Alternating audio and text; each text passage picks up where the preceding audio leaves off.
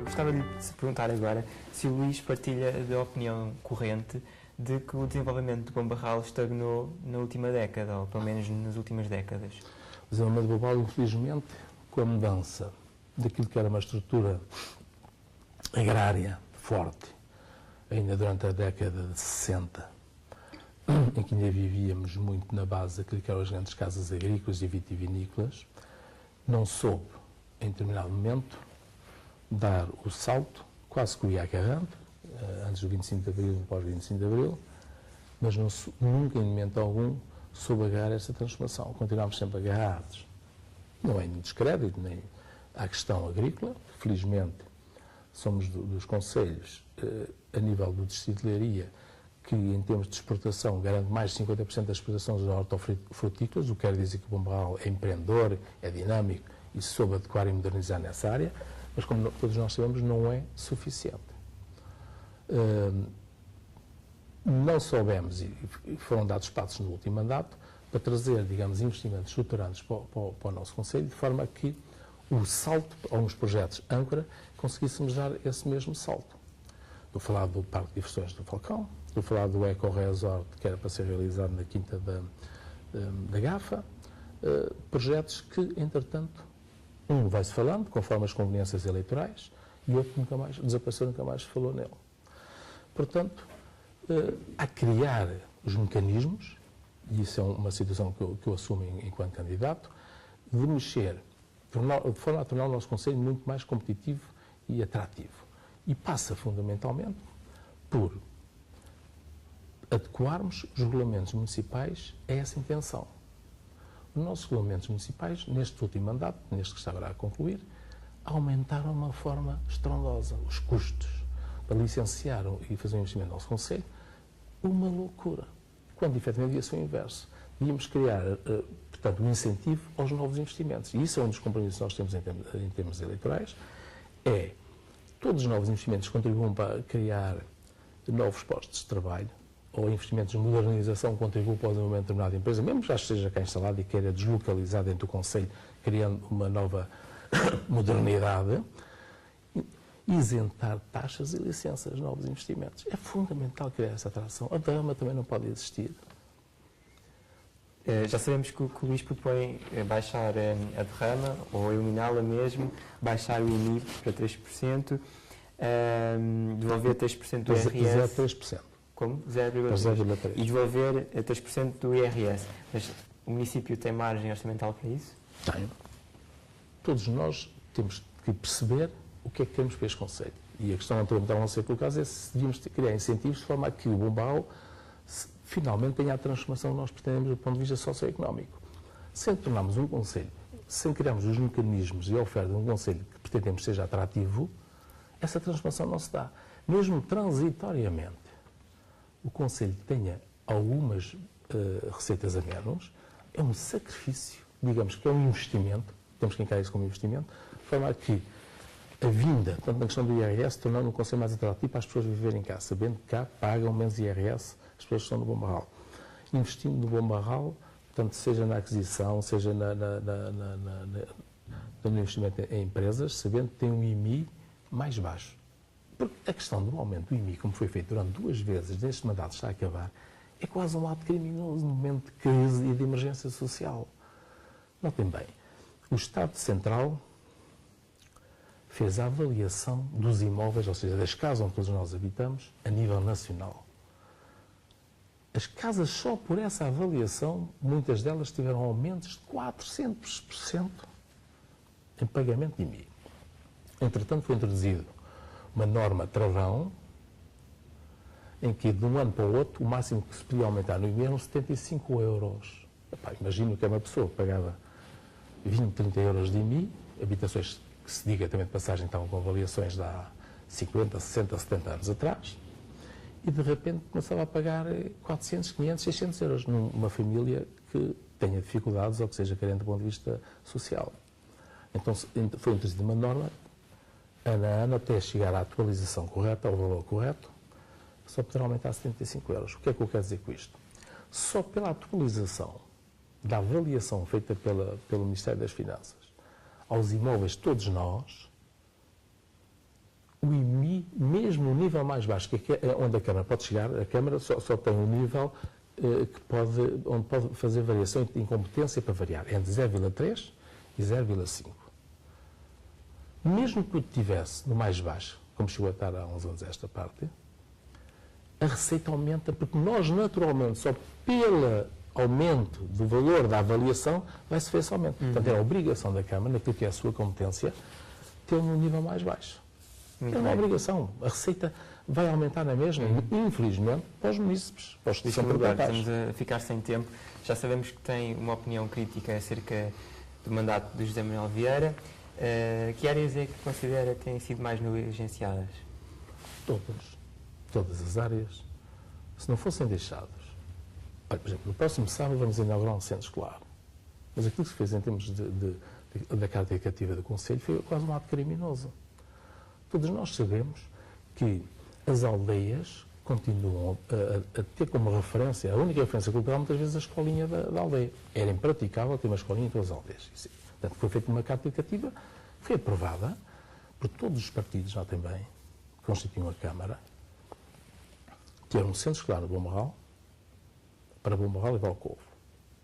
Ter um centro escolar na Roliça, para toda a freguesia da Roliça, e no futuro, no Pó, transitoriamente. E um centro escolar no Carvalhal.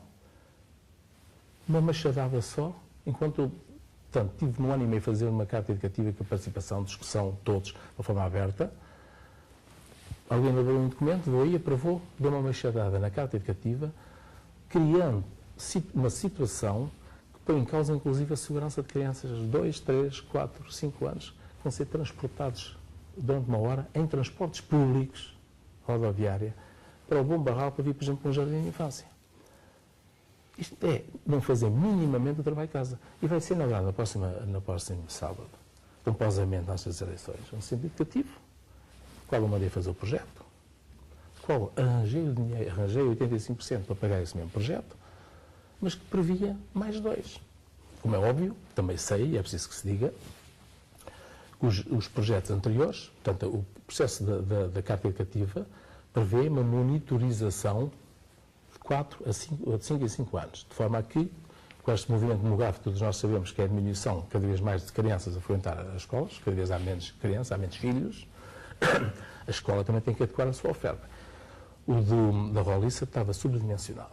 Mas isso era fácil se houvesse aqui planeamento. Se as pessoas efetivamente olhassem para os projetos com uma visão de futuro, daquilo que é o planeamento médio e longo prazo, tinham mandado adequar atempadamente o projeto, ou seja, retirando salas para adequar aquilo que é a procura no dia de hoje.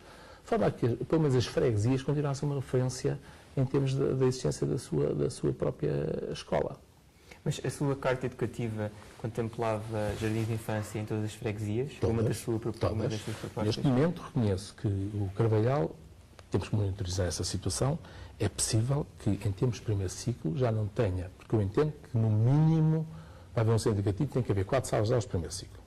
Não pode haver situações, ainda nos dias de hoje, professores terem à sua frente, por exemplo, primeiro e terceiro ano, numa turma, segundo e quarto ano. Portanto, digamos, tem que se garantir que haja pelo menos 4 turmas. Primeiro ano, apesar de nós sabermos que, depois, na realidade, há sempre diversificação em termos de existência dos crianças lá dentro. Mas, primeiro, segundo, terceiro e quarto. No mínimo, e é isso que eu assumo perante as pessoas do Conselho de Bom Barral, todas as freguesias terão um jardim de infância em funcionamento. Incluindo o Valcovo. Incluindo o Valcovo. De forma, todas as freguesias, o Valcovo está a 2,5 km do Bom Barral. É completamente diferente transportar uma criança 1 hora, transportá-la 10 minutos. A questão dos transportes escolares tem que ser revistos. Nem uma questão económica, eu ainda não fiz as contas, mas também, pelo que eu percebi, no município também ninguém as fez, para perceber se é mais barato entregar à rodoviária do Tejo, ou se era possível fazer com transportes de empresas privadas mais adequados, com qualidade, àquilo que são as necessidades educativas. Porque notem bem, todas as crianças do Conselho que vêm para o centro educativo vão pagar uma vinheta 11 meses por ano, quando efetivamente a escola funciona, em termos reais, 9 meses. Há 3 meses no verão fechado, 4, 12, 8 meses, praticamente 8 meses. Portanto, eu duvido, com qualidade e uma melhor segurança, se nós não podemos fazer uma melhor oferta.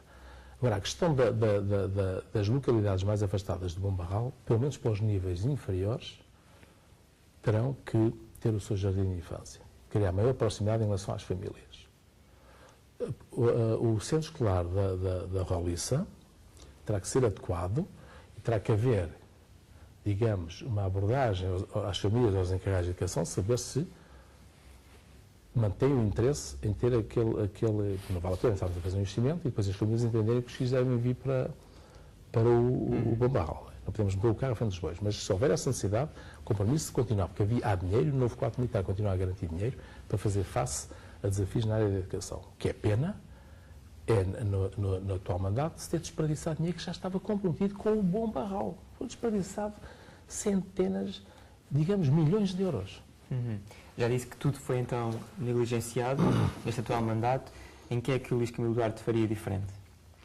Como é que pode assegurar os projetos? Aquilo que eu posso assegurar é o seguinte. Durante os primeiros 2 anos, até há 2 anos atrás, tudo que fossem investimentos considerados estruturantes para um concelho e que tivessem com participação comunitária, era possível aceder à banca para financiar, digamos, a componente do município, onde o município não poderia chegar só por si, com os seus meios. Portanto, eu sou daqueles que defendo que investimentos estruturantes não devem ser postos em causa, mesmo que se diga que se está a aumentar a dívida. É preciso que o investimento aconteça, porque a qualidade de vida e o desenvolvimento socioeconómico do município está acima dessa situação. Mas também é preciso haver sustentabilidade. É o que eu estou a dizer, mas a sustentabilidade normalmente desses investimentos, desde que sejam investimentos reprodutivos, trazem aquilo que é o desenvolvimento socioeconómico do Conselho. O que não pode acontecer é como aconteceu neste mandato. Eu estive praticamente 1 ano e tal a negociar o processo do novo quadro militar, que entrou e que foi apanhado no coração neste mandato. O atual Presidente entrou com a abertura do quadro militar e com o encerramento desse quadro militar. A 85% é preciso que as pessoas tenham consciência que este quadro militar financiava obras a 85%. O município só tinha que ter 15% do seu capital próprio para corresponder ao investimento. E desbaratou-se tudo. Fez-se as obras que eu deixei a concurso e já com dinheiro garantido. Nem mais um projeto. Eu pergunto assim.